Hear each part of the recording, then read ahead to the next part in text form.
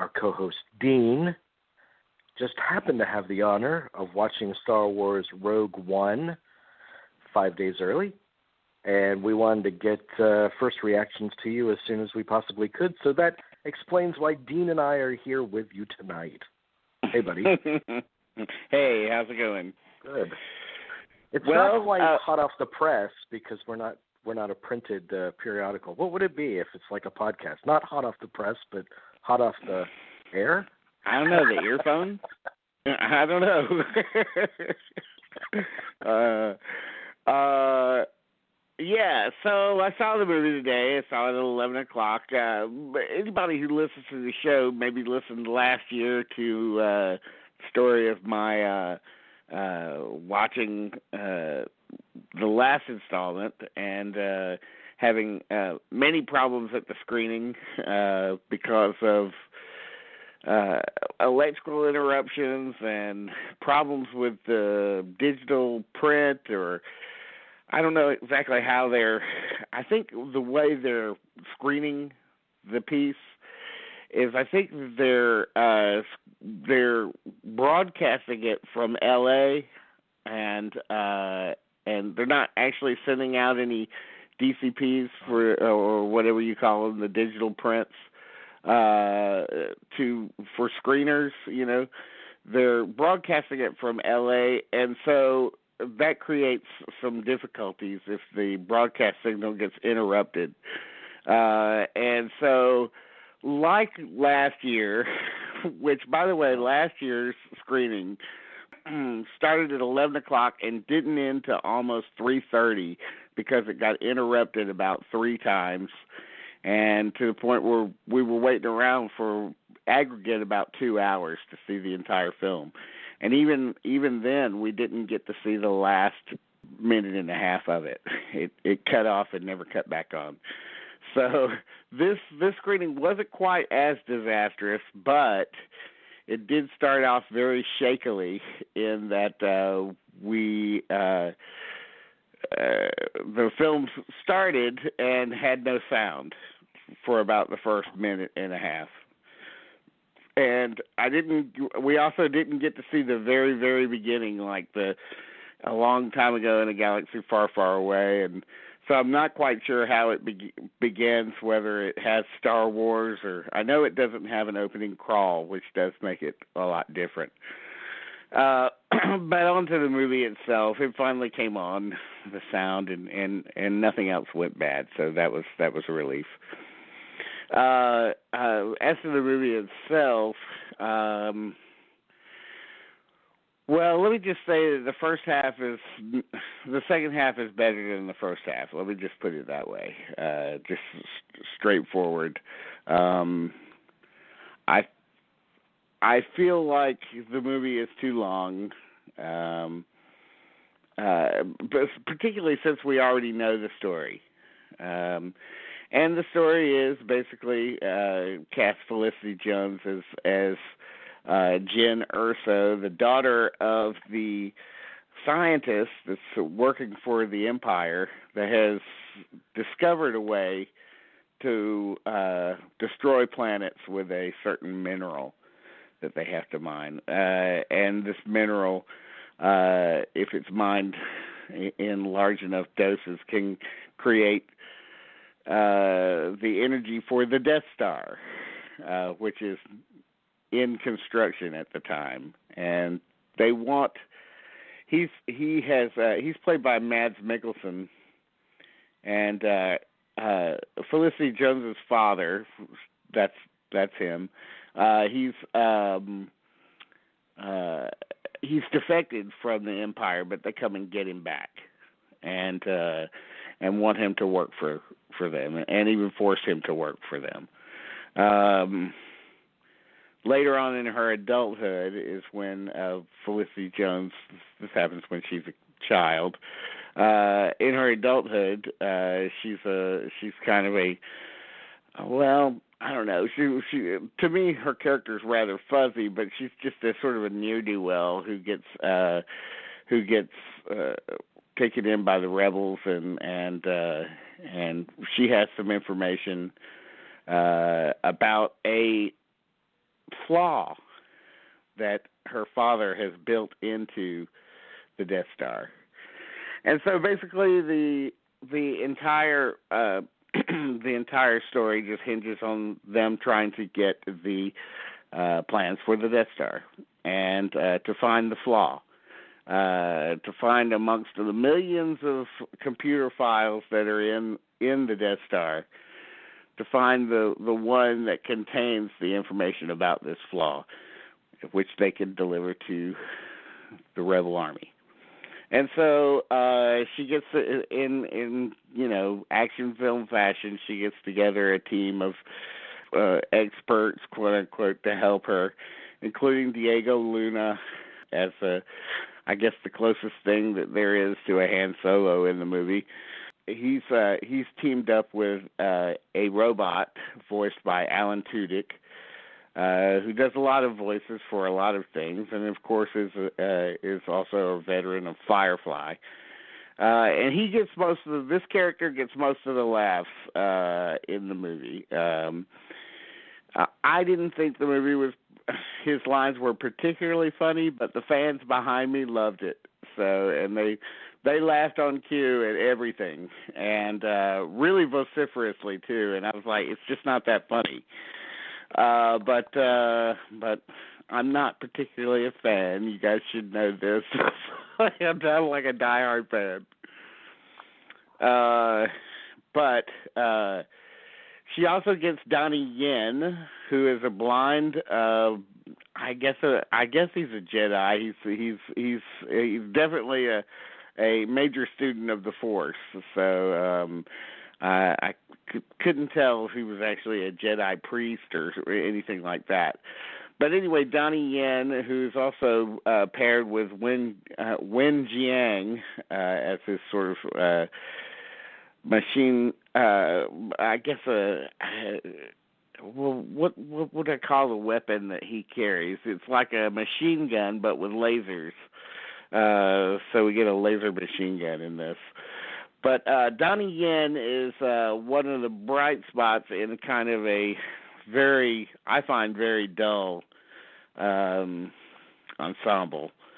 Donnie Yen is, I feel, is the one that has the most physical presence and the most and the biggest acting presence too. I mean, it also helps that the way that he's photographed in the film is, in particular scenes, in action scenes, is quite different. Owes a lot to Hong Kong kind of photography. So it really pops out like, wow, this is something different for a Star Wars movie here. But the story is kind of rather ho-hum. I felt like the first hour was not that great, although let me just say this. The one historical thing that I think does come from this movie that I think is absolutely history-making in a way is its reliance on a CGI-rendered resurrection of Peter Cushing, who, if you remember from the first Star Wars, plays Grand Moff Tarkin, the sort of the overlord that seems to be even Darth Vader's boss, basically. So we get not just little sideways glances at him or shots of him from behind or anything like that. We get full on, here's Peter Cushing resurrected from the grave, all in CGI. And it's done pretty in major scenes too. I mean, and not just one, like probably 4 or 5. Wow. So I noticed that that the voice is provided by someone else, another actor, somebody. I didn't get the actor's name actually, but and I'm here on IMDb looking for it, but I can't see it. But yeah, I'm wondering about that too. And it's not the only instance of a fully CGI rendered character in the movie, but I won't give anything else away. I mean, in terms of human characters. But I really found that was the one thing that I said, wow, this is something completely different, completely sort of shocking. And as far as how the CGI of Peter Cushing went, it's noticeably CGI, but it's still pretty good. Although they're lucky to have kind of a taciturn character like Grand Moff Tarkin to be their subject, because they don't have to put a lot of facial expression in there. He's just basically like an evil dude. So they benefit from that. If they had to do anything, Brando-esque or anything, they would have problems. But at any rate, you have to give them credit for, I guess, adding diversity to the cast. I mean, you got Diego Luna, you have Donnie Yen, you have Forrest Whitaker as someone that leads Felicity Jones into her mission. You got Riz Ahmed from The Night Of and Nightcrawler. He's pretty good in it. There's Jimmy Smits, of course, reviving an old, something from, I guess he was in Revenge of the Sith. So, you've got a nice diverse cast, but let me just say this. No one really lands except for Donnie Yen and maybe Alan Tudyk, and that's it. And Riz Ahmed's okay. The rest of it, the most sparks that come from the movie are from the Empire side. As usual, they're more interesting. There's a sort of a clash between a major general Empire general that wants to take credit for the Death Star, and Darth Vader wants to steal the credit away from him. Again, okay, so let me just say this. The last part of the movie, where you're not just getting, acclimated to these new characters, but you're really deep in the story and you're really just into the action. That's when the movie comes alive, and I will say that Darth Vader has a couple of really great scenes in it. I mean, if you're coming to see Darth Vader, you're going to get a couple of major things that you're going to love. Who voices Darth Vader? Do you know if James Earl Jones voices Darth Vader? It is James Earl Jones. It is James Earl Jones. So he's still alive. And I'm sure he's still out there. When he's dead, they'll just resurrect his voice. Right. They'll get an expert. The person that they got to imitate Peter Cushing is magnificent. So I mean, they really did an amazing job on that. I like Felicity Jones, but I was not. I really wasn't moved by any of the characters in it. Really, I mean, I was just. At a certain point, you're watching these movies and you're like, okay, well, I'm remembering back to watching Star Wars for the first time in 1977 as a kid, and there weren't many movies like it, and it was stunning because of that. Well, nowadays these are a dime a dozen now, and the specialness is not quite there, and the only time that it does come forward is when you pay special attention to the sets and the costumes and the quality of the special effects and the music, which, by the way, the music is done by Michael Giacchino or whatever his name is this time. It's not John Williams, although they use some John Williams themes. But he does a good job of a very, very good job, by the way, of approximating that. So that John Williams quality. Going to make the fans happy. The people who were behind me, who were, I mean, obviously fans. They weren't just film critics. They were Star Wars fans. They were going nuts about it, and they gave it a big round of applause at the end. But for me, I mean, I was just sort of, whatever, ho hum.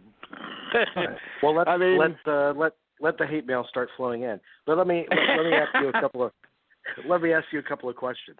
There's 8 Star Wars movies now. Right. So where does this rank? Does it rank in the middle? I like Force Awakens a little bit better than this, frankly, because I mean, people are saying that this is a darker film. It is dark, and I don't have to, I mean, it's a weird movie to talk about spoilers with because we already know what happens. There's a line in the first Star Wars that says many rebel forces died getting us this information, which they're referring to the Death Star information. So we kind of know where this is going, and let me just advise you, don't fall in love with these characters too hard while you're watching it. Let me just say that, and then I'll leave it at that. But another thing, where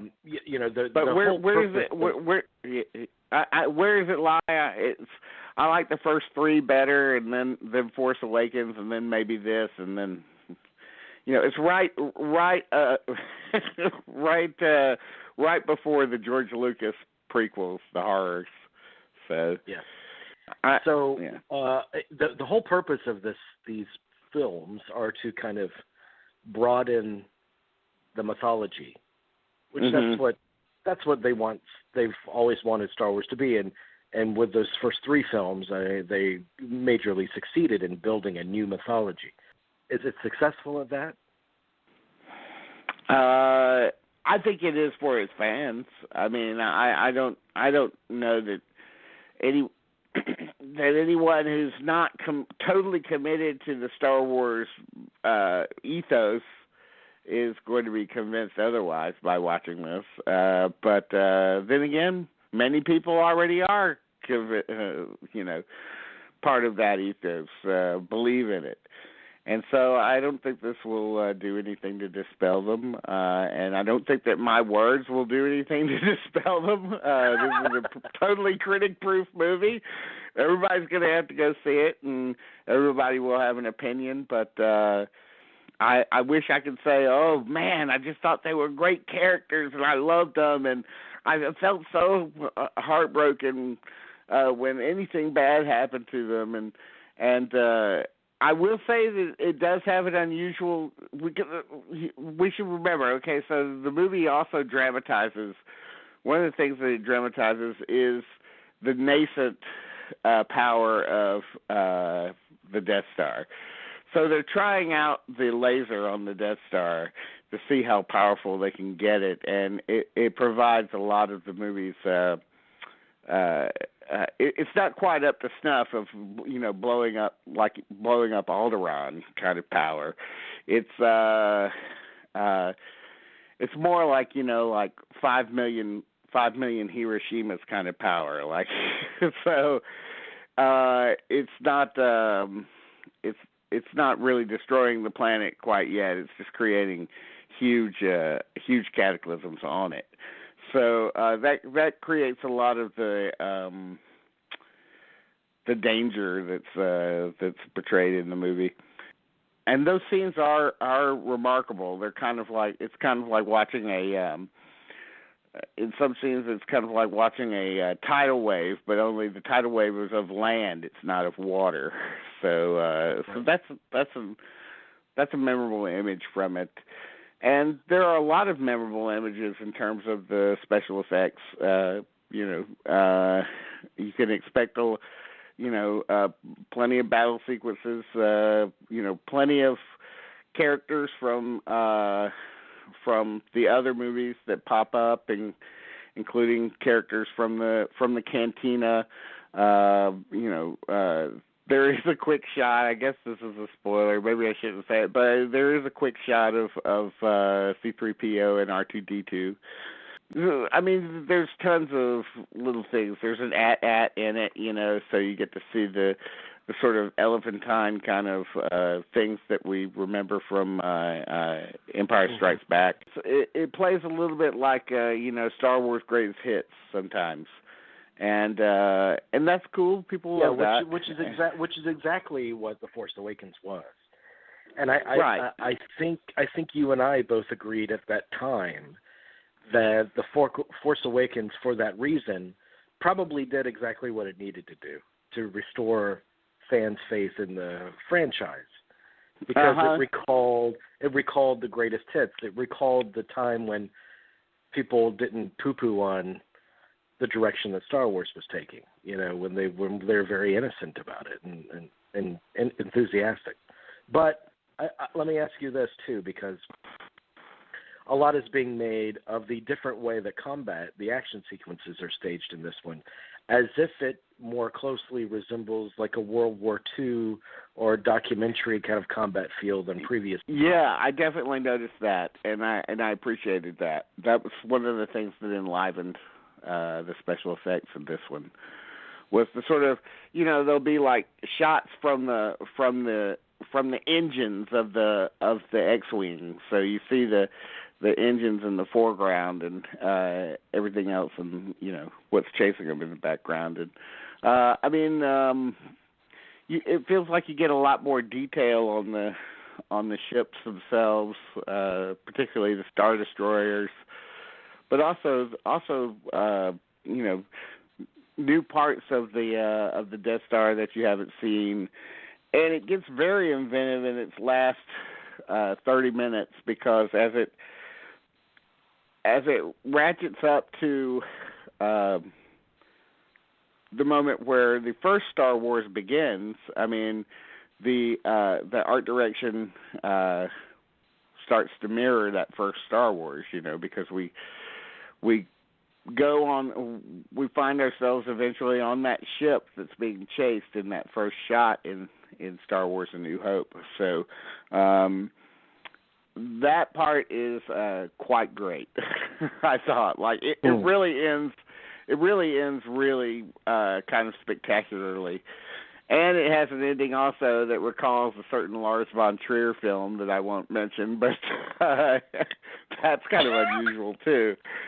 So that's something you've never heard in the same thing, Star Wars and Lars von Trier.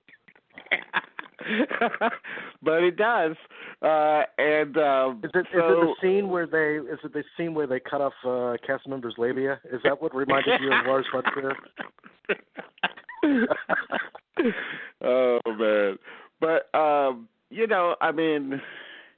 a person asked me, they said, "What did you think of it outside?" And I said, "Well, I told the press person, I said, I like the it was okay.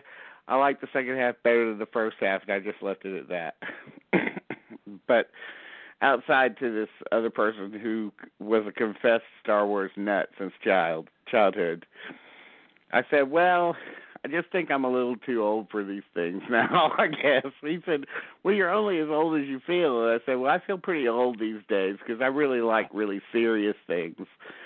And I just can't find this serious, and I also can't find the wonder in it, really, because it's been beaten out of me through a subsequent 30 or 40 years of watching movies like this." And so but I said the things I liked about it, which I'm trying to remain positive in this review, which really I would just say that this is not a bad movie. It's just a 2.5-star movie for a person who's not particularly a fan.